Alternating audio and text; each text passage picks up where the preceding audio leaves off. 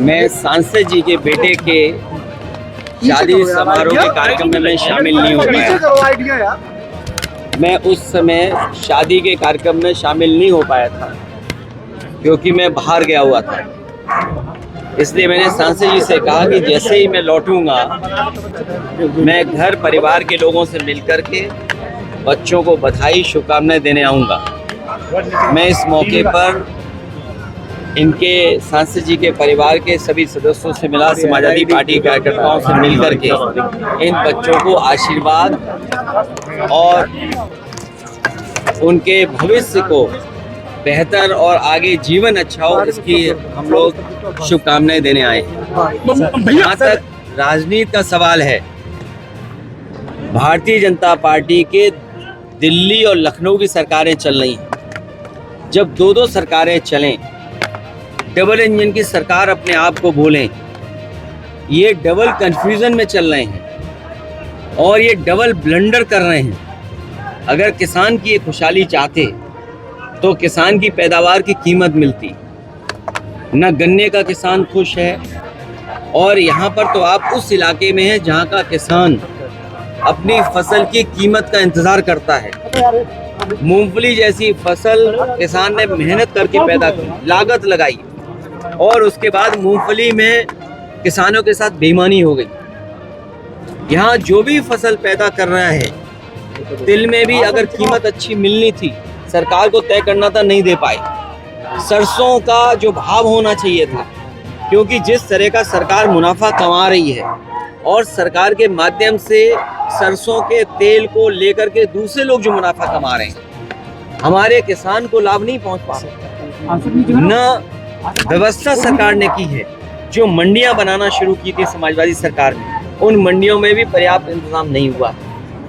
हमारे उत्तर प्रदेश को और खासकर बुंदेलखंड को बेरोजगारी ने घेर लिया है। रोजगार नहीं, नौकरी नहीं, और इतने बड़े पैमाने पर पढ़े लिखा नौजवान बेरोजगार घूम रहा है, नौकरी की आशा में घूम रहा है। और अगर हम पलायन के आंकड़े मांगने भारत सरकार के ही, और भारत सरकार के ही अगर हम आंकड़े माने कि पलायन सबसे ज़्यादा कहाँ है, तो मजदूरी के लिए दूसरे प्रदेशों में जाने के लिए या अन्य जगह जाने में लिए सबसे ज़्यादा पलायन अगर कहीं से हो रहा है तो उत्तर प्रदेश से हो रहा है। महंगी पढ़ाई, महंगा इलाज, और इलाज तो है ही नहीं, गरीब को इलाज कहीं नहीं मिल पा रहा। न प्राइमरी, न पीएससी चल रहे, न सीएससी चल रहे, न जिला अस्पताल में इंतजाम है। जो एम्बुलेंस समाजवादी ने चलाई थी वो भी बर्बाद कर दी, पुलिस को करप्ट कर दिया, और महंगाई लगातार बढ़ती चली जा रही है। इसीलिए आपने देखा होगा समय समय पर ये सरकार ध्यान हटाना चाहती है। अखिलेश जी, कोई सुरक्षित नहीं है, पटकार पीने जा रहे हैं, वकीलों को मार कर रही है, क्या कहना? अभी तो कम पिटाई हो रही है। ये सरकार आ जाएगी तो और आने वाले समय में अन्याय होगा। जी, संभल इस समय नहीं कर सकता है जी, संभल इस समय बहुत चर्चा में है। सीओ द्वारा कुछ विवादित बयान भी दिया गया है, कैसे देख रहे हैं? देखिए, आप संभल का तो पूछ रहे हैं, एक छोटे अधिकारी का आप पूछ रहे हैं, लेकिन बगल के जिले बरेली में एक डीएसपी अधिकारी पुलिस का, उसका घर जला दिया, उसकी सरकारी गाड़ी जला दी, पूरा घर जल गया। लेकिन पूरा उत्तर प्रदेश शांत है। पता नहीं हमारे चैनल के कैमरे कहाँ चले गए। मुझे उम्मीद है कि वो कैमरे वहाँ भी पहुँचेंगे जहाँ डीएसपी के घर को आग लगा दी, गाड़ी में आग लगा दी, सोचिए आप। और जो होली मनाने का कार्यक्रम बड़े शांति के साथ, बड़े हर्षोल्लास के साथ, भाईचारे के साथ, एक दूसरे से प्रेम और सम्मान के साथ मनाते थे, इस बार भारतीय जनता पार्टी ने जहर घोलने की कोशिश की।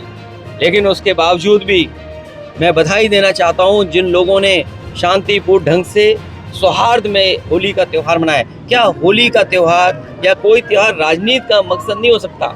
हमारे देश की जो खूबसूरती है वो यही है कि अलग अलग धर्म के लोग यहाँ रह करके हम एक साथ जीवन गुजार रहे हैं। और अगर हम केवल इसी से देखें, हमने स्वामी विवेकानंद जी को हम सब ने पढ़ा होगा, और भारतीय जनता पार्टी के लोग सब पन्ने पढ़ते हैं। स्वामी विवेकानंद जी जो कहा, उन पन्नों में सब पन्ने नहीं पढ़ते।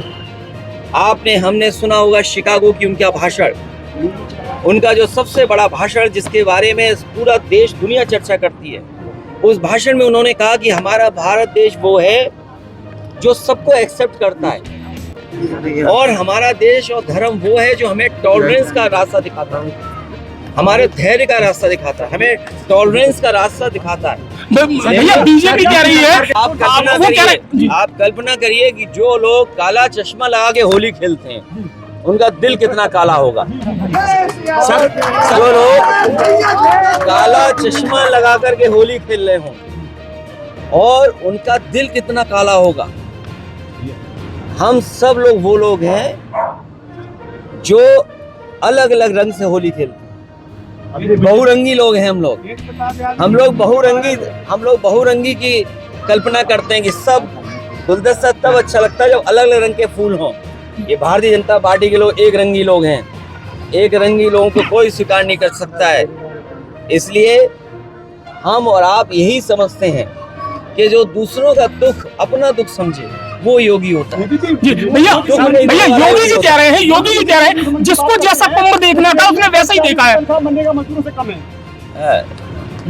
जो हमने देखा, आंखें वही देखती हैं जो सामने है, आंखों को वही दिखाई देता जो सामने है।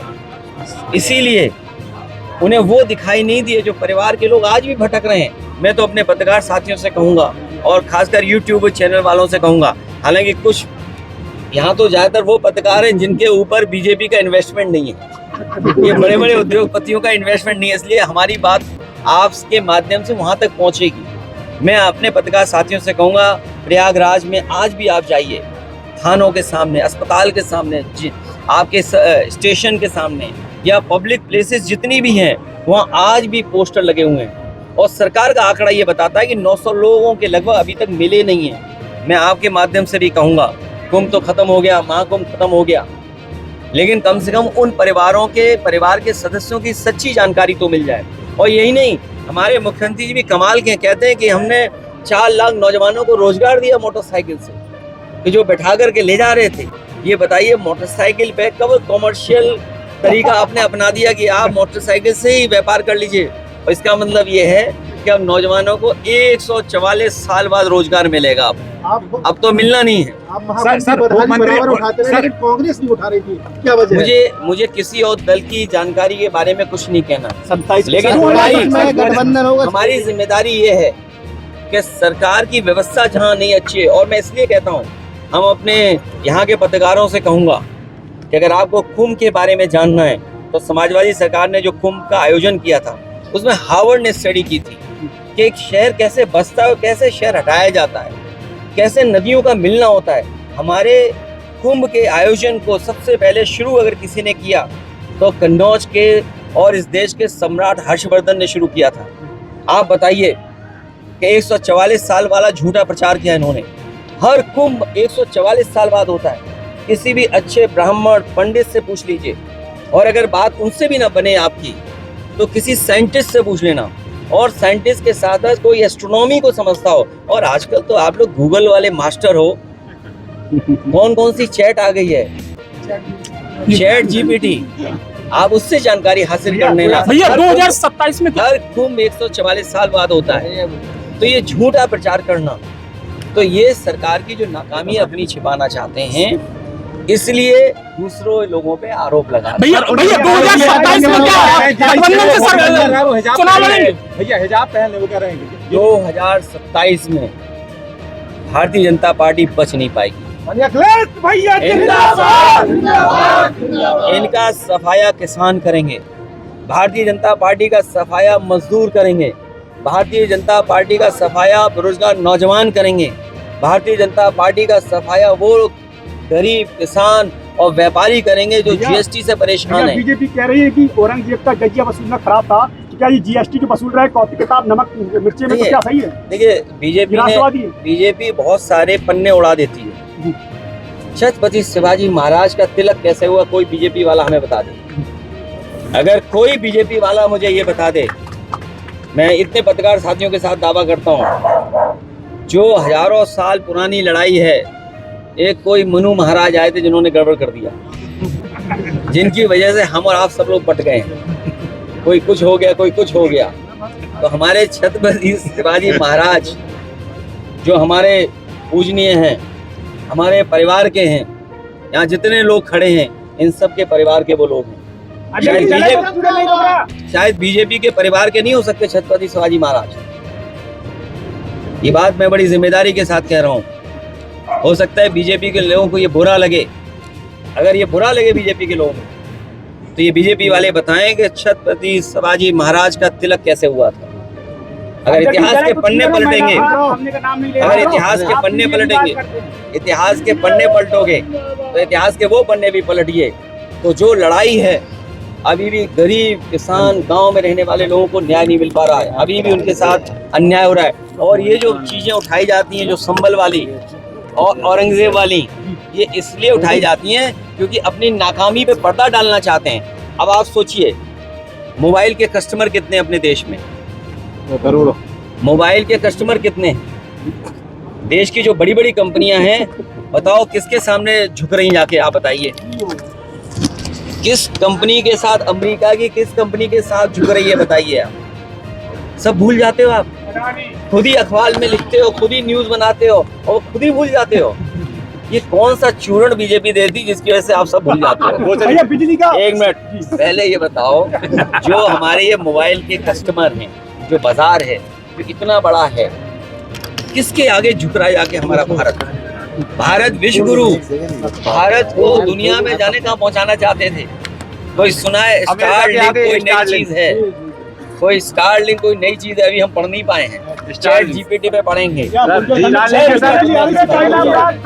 तो इसलिए पर्दा डालने का काम कर रहे हैं कि जनता को पता ही नहीं लगे कि क्या हो रहा है। आपका डीजल पेट्रोल महंगा है, बिजली महंगी है, खाद की बोरी से लेकर कीटनाशक दवाई महंगी है, जीएसटी आपकी ट्रॉली पर, ट्रक पर, जो किसान खरीदता सब पर जीएसटी है। तो ये जो वसूली हो रही है इसको छिपाना चाहते हैं। फ्री बिजली की बात कह के बुंदेलखंड के किसानों को सिर्फ 6 घंटे बिजली मिल रही है, क्या कहेंगे? मुझे खुशी है इस बात की कि बुंदेलखंड में सबसे बड़ा बिजली का कारखाना हमने लगाया था, बिल्कुल ललितपुर में। और छोटे छोटे सूरज से सोलर प्लांट लगना शुरू हो गए थे। अगर ये सोलर प्लांट पूरे लगा देते और उसकी बिजली, और जो बिजली बनाना शुरू किया था समाजवादी सरकार ने, वो बिजली बन गई होती तो आज बुंदेलखंड को 24 घंटे बिजली मिलती। मैं अपने बुंदेलखंड के तमाम किसानों को बता के जा रहा हूँ, जो समाजवादियों ने सुविधा दी थी, आपका प्लांट ललितपुर में बन गया है, एटा में बन करके तैयार हो जाएगा। जो समाजवादी सरकार में पिछले 8-9 साल से इन्होंने काम नहीं किया है, 27 में सरकार बनाइए, सब बिजली के प्लांट लगा करके तैयार कर करके अपने किसानों को और गरीबों को सस्ती बिजली और 300 यूनिट, याद होगा आपको, याद है भैया? केवल 300 यूनिट नहीं, हमारी माताओं बहनों से जो 500 रुपए इन्होंने छीने भाजपाइयों ने, कई गुना बढ़ा करके हम लोग वापस करने का काम करेंगे गरीब महिला। भैया उनके विकास और सम्मान के लिए हम लोग करेंगे। भैया आपके जो सांसद हैं उनके पुत्र के ऊपर अवैध खनन के आरोप लगे, मुकदमा लिखा उनके ऊपर, कैसे शादी हो क्या गई? करेंगे? देखिए, बेटे की शादी हुई है, खुशी मनाइए, सच्चाई तो तुम भी जानते हो। जी जी हमारे साथ जिसको चलना है चले। अभी नहीं, जो भैया सरकार आने में मुकदमा हटाएंगे। जो हमारे पत्रकार साथी पूछ रहे हैं, अभी मैं बेतवा नदी पार कर रहा था, बाईं तरफ पुल बने हुए हैं, खनन चल रहा है, आपको भी पता होगा, आपको सब कोनों में पता है। तो इसलिए सांसद जी के बेटे की शादी हो गई, हमने सुना है कि शादी के बाद सब सुधर जाते हैं। मोदी जी जिस रेडियो से मन की बात कर रहे हैं, अब कोई गलती नहीं होगी। मंत्री जी गोला बनाएंगे, मिसाइल बनाएंगे। इन्होंने कहा कि डिफेंस एक्सपो यहाँ पर हो गया है, यहाँ पर डिफेंस का बड़े पैमाने पे काम होगा। लैंड टू लैंड, जमीन से जमीन पे मारने वाली मिसाइल बनेगी, जमीन पे आसमान को में मारने वाली मिसाइल बनेगी, आसमान पे आसमान में मारे वो मिसाइल बनाएंगे, बड़े बड़े टैंक बनेंगे, बड़ी बड़ी तोपें बनेंगी। अगर बुंदेलखंड वालों हमें बताओ कहीं बन रहा हो तो बता दो। अरे कम से कम बीजेपी वालों, सुतली का बम जो बनता है दिवाली पे, वो बम तो बना दो यहाँ कहीं। बिजली का निजीकरण हो गया भैया। बिजली के निजीकरण के ही नहीं, बल्कि आपका आरक्षण छीना जा रहा है। जब बिजली का निजीकरण हो जाएगा तो मनमाने ढंग से बिल वसूला जाएगा और किसानों को भी मीटर लगा दिया जाएगा। अभी तो मीटर थोड़ा बहुत धीमे चल रहा होगा, प्राइवेट का लगने के बाद मीटर भी तेज भागेगा। सर आप पीडीए 2014 में आपका पीडीए सर बहुत सक्सेसफुल रहा था पीडीए देखिए तनख्वाह 3000 रुपए। पीडीए की लड़ाई कोई आज नई नहीं है। जो लोग बाबा साहब भीमराव अम्बेडकर जी के बारे में पढ़ते होंगे, ये बाबा साहब भीमराव अम्बेडकर जी का सपना रहा। सर डॉक्टर राममनोहर लोहिया ने रास्ता दिखाया।